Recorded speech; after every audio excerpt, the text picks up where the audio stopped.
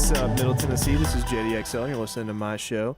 In the studio, I got Double A Mullane. Hello, hello. He's back. Man, feels like it's been forever. And we're coming at you live on 100.5 and 101.9 FM and 1450 AM. And you can listen anywhere in the world at WGNSradio.com. You can also watch us live in the studio at youtube.com/@newsradio WGNS. Absolutely. So happy Mother's Day to everyone out there. Happy Mother's Day to all who celebrate. Happy Mother's Day to you. Thank you. What trimester? We're nearing completion here.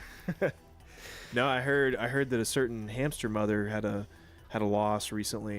Yeah. Cute gravestone though, man. Where the heck did you get that? She found it on where was it? I think it was Etsy. I think she did Etsy because it was one of those, people grieve in their own little way, and so we buried him out back near the I forget what tree it is. We're calling it the Winslow tree, obviously now. R.I.P. Winslow. Oh. Is it a weeping Winslow? It's a weeping Winslow. No, we were weeping Winslows at the time. Oh man. Yeah, but no, she found a cute little gravestone. We put in a little spot. It's actually really adorable. Yeah. It was super adorable. Like Selena told me, I was just like, "What the heck did they get that from?" That's amazing. I need to get one of those for my cat. Yeah. R.I.P. Link. Man. R.I.P. the realist, honestly. Dude, I saw a video recently of hamsters doing their like mating ritual where the female like basically, it's not what you're thinking I'm going to be talking about. So this is a great topic. Well, what a great start to the show. Alex is back. Oh man, we're talking about hamster mating ritual. Yeah, hamsters mating. But no, like she sends out like her little like whatever cry sonic frequency, and then two males like run to her. And if there's two of them, they essentially, it doesn't have to be two, but just like any of them close, they battle. Like straight kung fu fight. They're just jumping at each other. I sent it to you on Instagram, dude. I can't wait to look at it. They're literally like running into each other, like flipping through the air, like kicking each other in the face. I feel like I've seen this video before. Yeah, it's like super epic. And I like sent it to you and I was like, better than the whole Knuckles series. Oh. It's amazing. Speaking of which, I'm about to say we haven't properly ripped the show on air yet. For all our Sonic fan listeners, enthusiasts here, all the Knuckles fans, that show is like horrible. Yeah, no, have you watched it yet? I have been recommended to not watch it by several people, you included. So no, we need to have a watch party. I've still got Paramount Plus. Okay, I'm watching through it a second time just to make sure, analyze like what I just witnessed.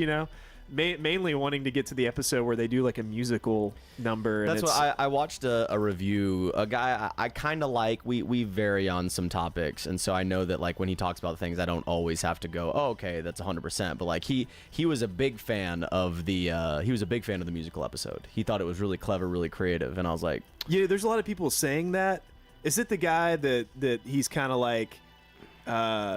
I'm trying to think. Is he kind of like darker skinned guy with glasses? Yeah. That guy? He's got kind of like the gap in the teeth, like Michael Strahan. Yeah, he doesn't really show his face. So in I don't his know video. his name. He doesn't show his face in his videos. But I can only do physical traits. I don't know his name. I think that's what he looks like. That guy. I like watched his video too because he's got quite a bit of subscribers, and he said the same thing. And I noticed a lot of the guys are saying that like they appreciate how like goofy and like what extent they went. To be fair, he stated that he was not a big Sonic fan, so I think if you weren't as into the lore that we are when it comes to Knuckles, that you'd be like, oh, this is kind of fun, like we're talking about Knuckles, but like we're like, no, like Knuckles' backstory is actually really epic. There's a lot of really cool characters. This was just a random comedy bit that they did that had nothing to do with an actual like show that been advertised as like nonstop action. Yeah, I hate it when Hollywood does that, man. When they take all of the like action sequences in a movie and they put it in the trailer, and then you get there and that's like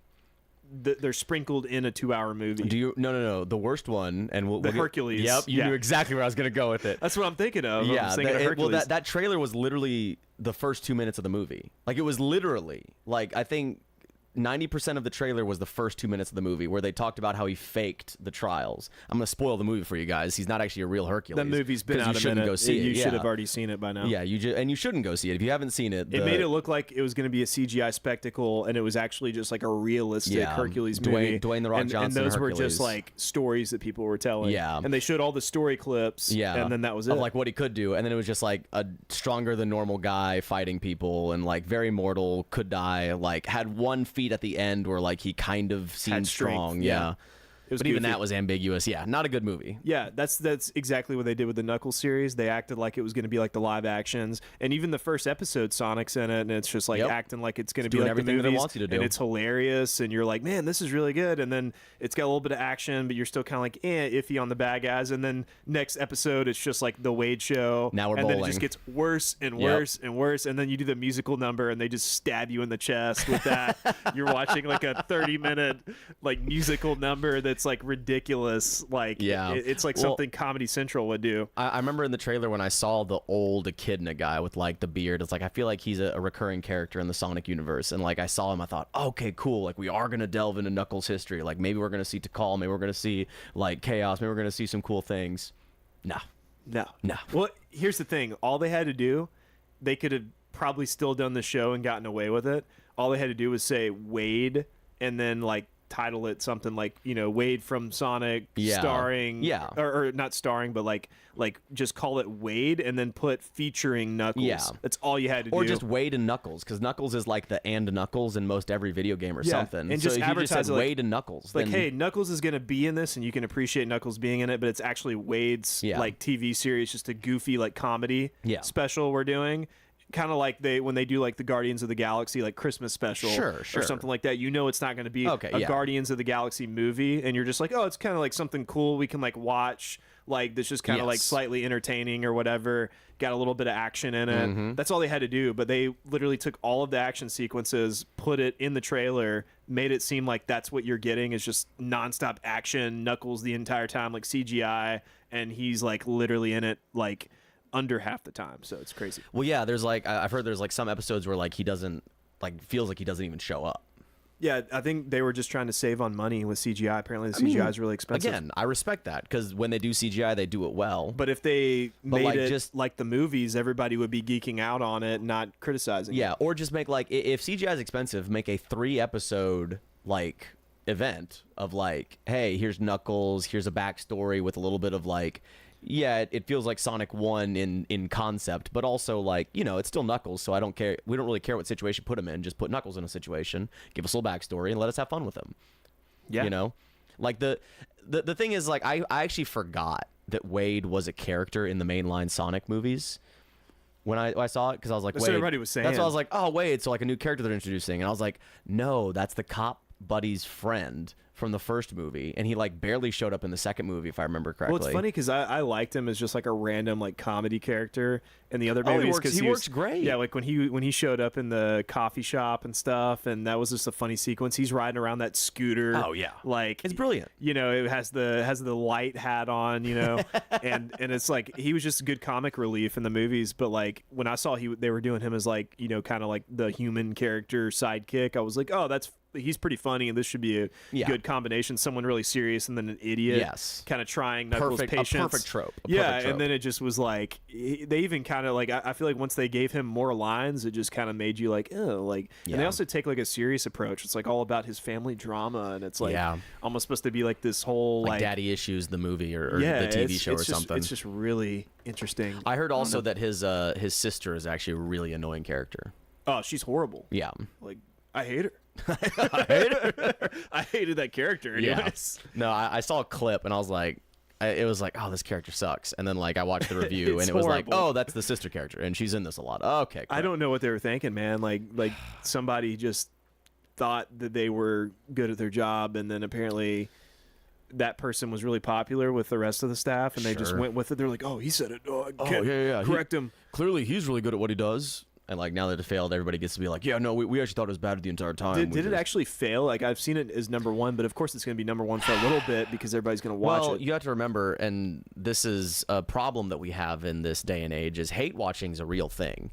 Like people watch things like the Velma TV show. I don't know if you ever heard about that one.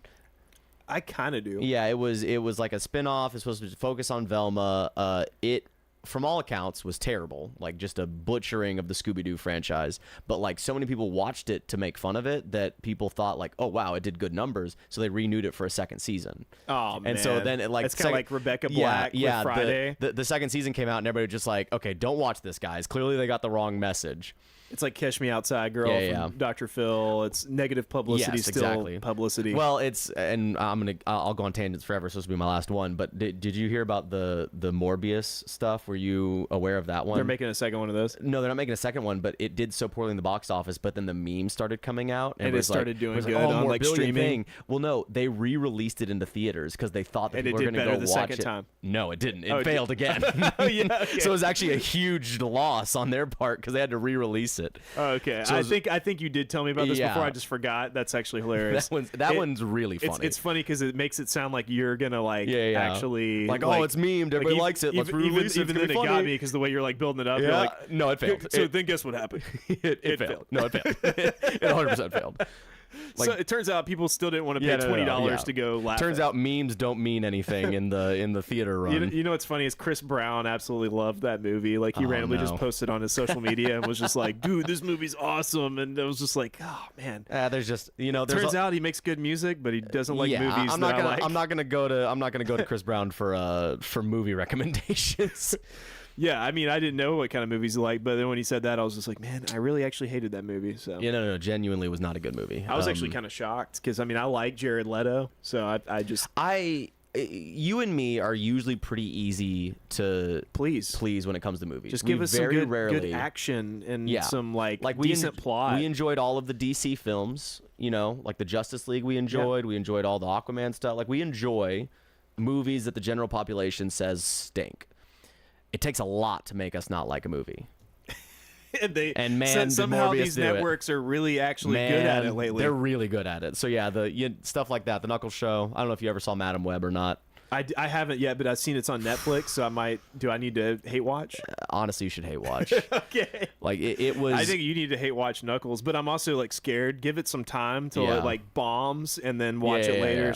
Okay. We don't want to reward that. Well, behavior. Since I'm already like watching it, we don't want it to count for another stream. I've got Paramount Plus, so then you can just watch it through my streaming. Yeah, that sounds good. We don't want them to make more money. We'll do that. I like that because they need to like realize. Okay, yeah, that needs to fail. Sonic 3 needs to succeed because they do it right, and then because that's the fear is like if stuff like this does really well, then they're gonna be like, oh wait a second, hey guys, we don't have to animate these goofy characters. We just have to put random humans in it, and this will do just fine. It's like, did you pay like?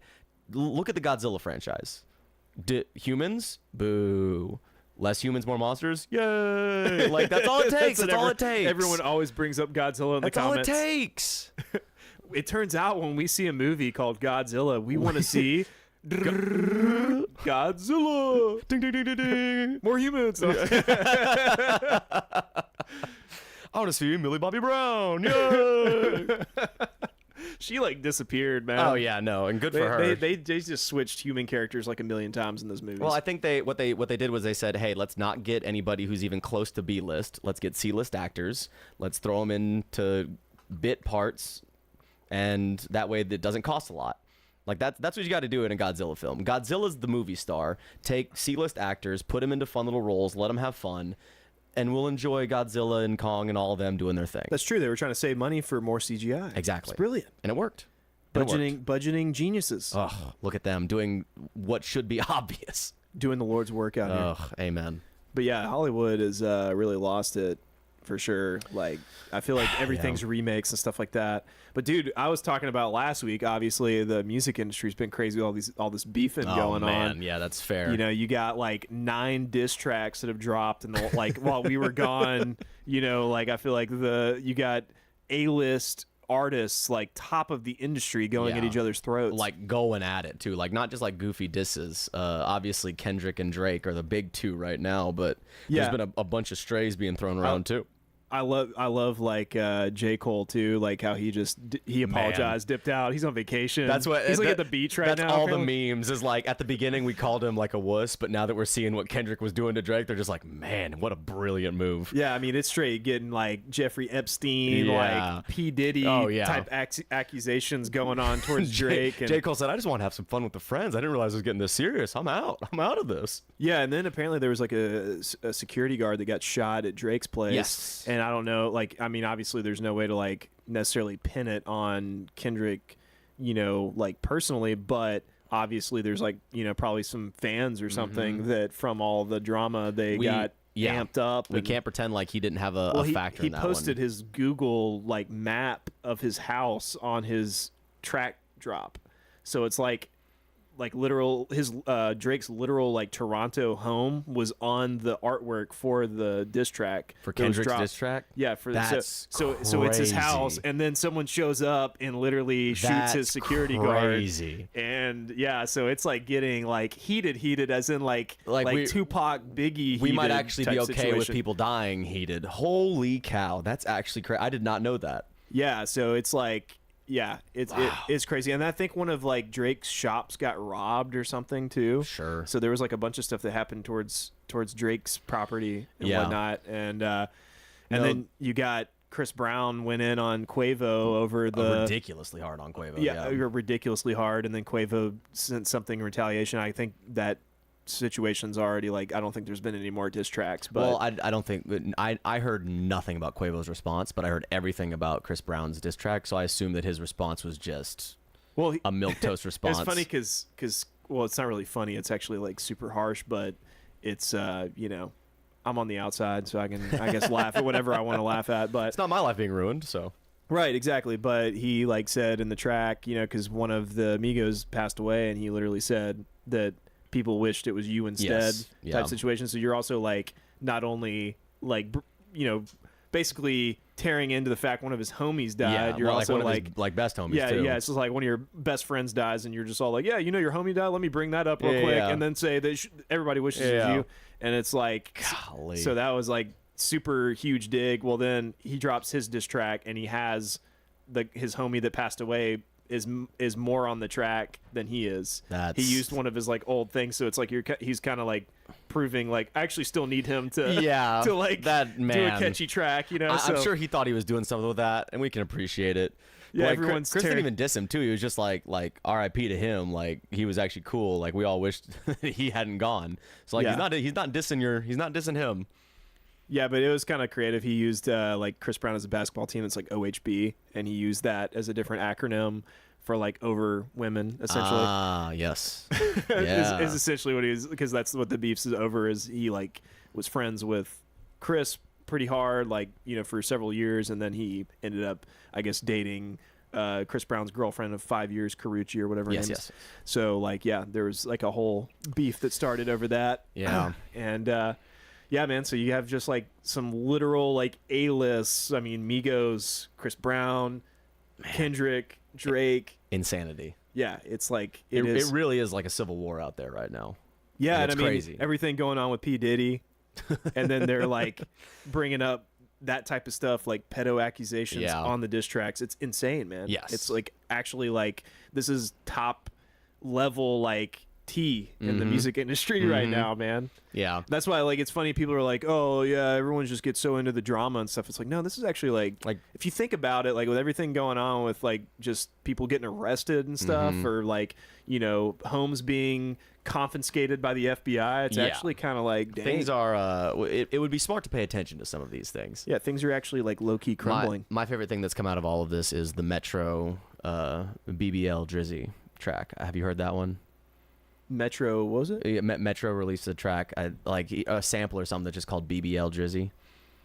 I think it's Metro. I think he like some fan made like an AI song with like old school like R&B called BBL Drizzy, and it was like the idea is that Drake apparently has a BBL. I don't know if this is true or not. That's the accusation. And so Metro like sampled that and made a beat with drums.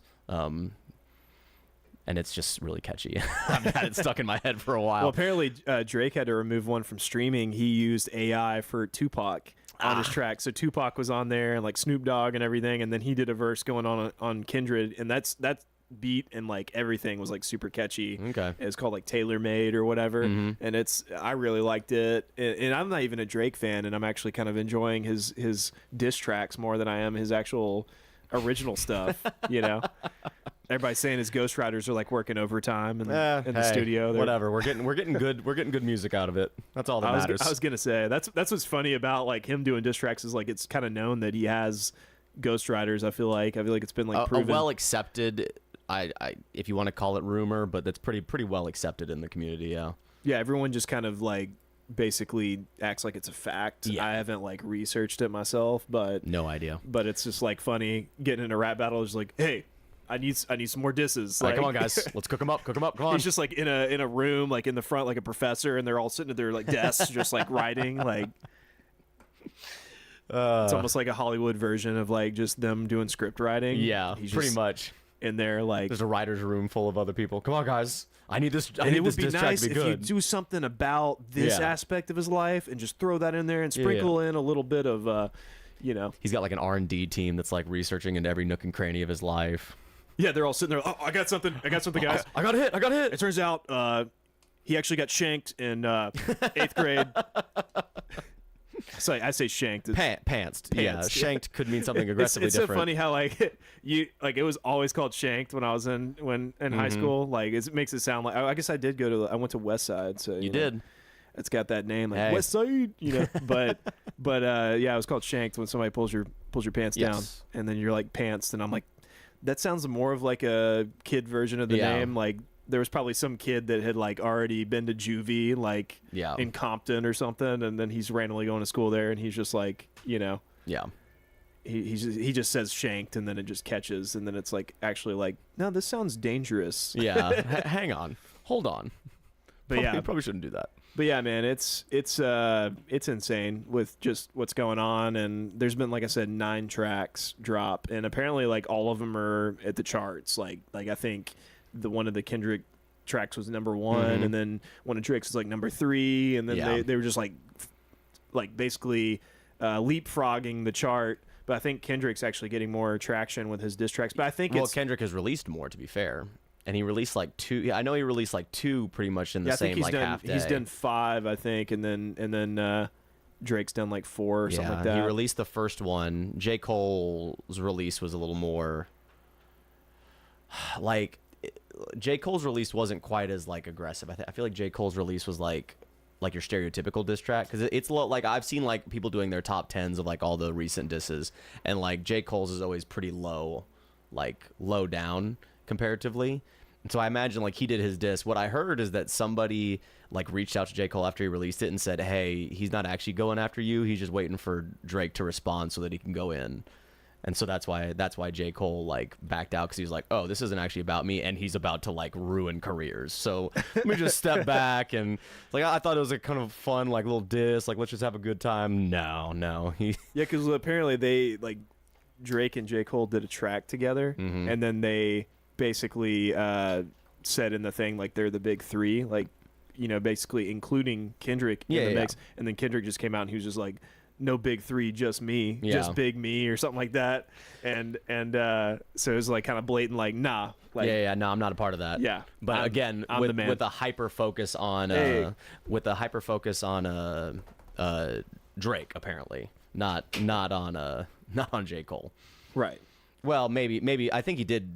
I don't know. I haven't actually like listened to that song, but I think he did go in on J. Cole. But it was clearly he had Drake on the mind this entire time. Oh, absolutely. He had him in his sights for sure. Yes, absolutely. Yeah, he had a lot, and he was prepared to go after it.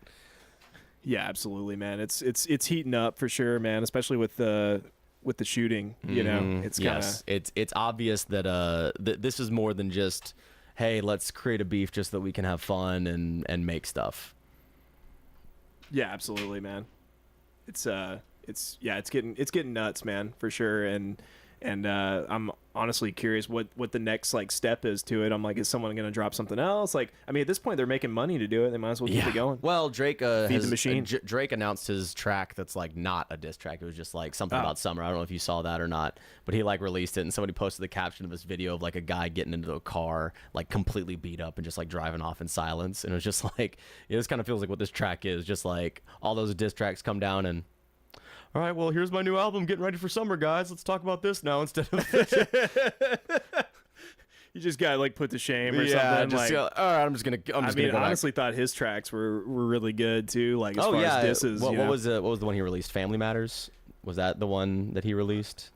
Yeah. I mean, he's done Family Matters, Tailor Made, and then there's like another one, Push Ups or something. Push Ups, yeah. And then there's feel like one other one too. Aside from those, he's done like 4 altogether. I just can't think of the name of the other one, but yeah, there's a lot of them, man. I was listening to all of them. I went to like an article, like a Forbes article or something, and I was reading like what they all are, so I can Forbes article for Rat Beef. I love it. Yeah, I was reading like all of the tracks so I could listen to all of them, because of course I gotta stay in the know of this stuff. I mean, I feel like the reason though the Kendrick tracks are like charting is because of all the pedophilia disses, because that's such a hot topic right now with P. Diddy and everything in the industry. So like all the conspiracy people are going to hear about it, and then they're going to immediately start. To be fair, we've had a lot of weird things with Drake over the course of history that we've just kind of casually brushed under the rug. Like the Millie Bobby Brown, ironic that I mentioned her,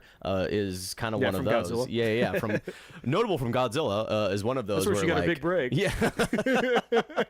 Because he was like, they had that one article that came out where she was like, yeah, Drake's just been a really great friend. Like, he's somebody I can call and talk about boys. And it's just like, everybody's just like, Millie, you're 13. Like, what? Like, what? Like, it was one of those, like, really... she was basically just... I thought she was, like... she straight outed him, actually, which is really funny. Yeah, unintentionally outed him. Like, she was, like super stoked that, like, Drake was, like, a fan of hers. And he, like... she was just like, oh, it's just Cat. And like, he, like, invited her to his hotel room. Like, he was just like, I miss you. Like... Yeah, talking to all these sweet you should things. come hang out with me in my room or whatever. Because they were staying in the same hotel. And she's just like, oh, like... It's so cool to have like one of my favorite artists be my friend. Yeah. And everybody's just like, what? Like, and then she's just like, oh, she kind of went on. I feel like I remember her going on Damage Control, being like, no, it's not that. No. Yeah. She's like, okay, no, damage is done. Damage is done. Everybody was flipping out. She just like accidentally just exposed him, like unintentionally. Like, that's tough. That's real tough. I was gonna say, man, like, you think a guy like that at that level would be a lot more careful, like. You know, it's just like, have your people text her people or something, you know, like, like, what are you doing, man? Man, it's just, it's bizarre to me, like, how people in power really do feel like they just are more, like, can get away with anything. It's just like, let me just be casual friends with a 13-year-old. Like, any normal human would go, no, that's the stupidest thing that you could ever do. Yeah. That's like one point, you know, somebody that, you know, knew one of my family members, they were like underage, and they wanted to like basically just kind of see how I put stuff together in the studio. And I was like, their parents coming? Yeah. Because like, don't volunteer me for some... No. Like high schooler coming over to my house, like one-on-one. That's a recipe for disaster. I'm like, you watch the headlines lately? Yeah, that's like the rule number 1 when you become a teacher. It's just like, never ever for any circumstance put yourself in a situation where you're alone. Like I like you just like can't do anything. Yeah. I know it, man. Like, even like that, like they're just like, no, don't. And it's like, don't do it. It's just easy to not do it. Absolutely, man. Well, we're about out of time, man. That's all the tea for tonight. There we go. The music industry. So just keep watching for those diss tracks, and we'll see what happens. It's getting crazy. It's getting real crazy. Everybody have a good week, and we'll catch y'all next Sunday. Drop that sucker.